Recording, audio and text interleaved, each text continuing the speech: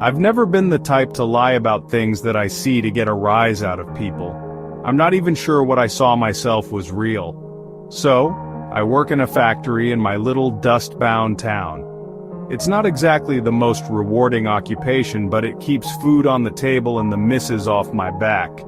It was another typical balls-to-the-wall evening, with my quota itching away at my heels and sweat dribbling down the crevice of my back, when I had noticed something above us entangled in the wire work and pipes of the ceiling that nobody else seemed to had noticed.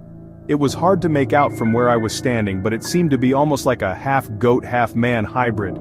It snarled at me from above, almost as if to tell me that I'd better not tell a soul. Obviously I had ran as fast as I possibly could to go and receive my supervisor. Flailing my arms and screaming like a lunatic, I skidded on my heels like a cartoon character. Practically diving in front of him, sputtering incoherently, I begged my supervisor to come follow me to my manufacturing line. Unamused and half out of it, he humored me and thankfully caught my signal. But when we had returned to the manufacturing line, the thing was gone without a trace. It had vanished, and I looked like a complete psycho.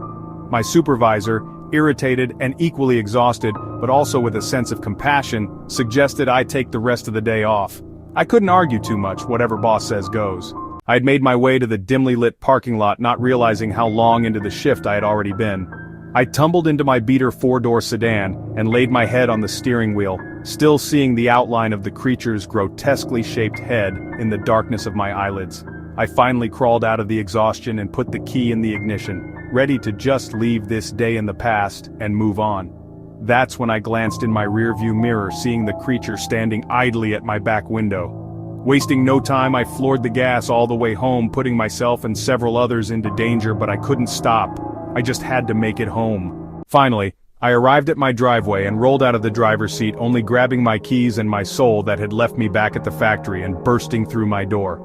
Finally, home. My sanctuary. I had done my typical routine of showering, cooking dinner, and finally ending the night off with some TV. I had flipped through the channels and per usual just the late-night talk shows engulfed the programming, but I had coincidentally stopped on the news channel, only to see my workplace smothered in flames and smoke. 13 injured and at least 20 or so dead.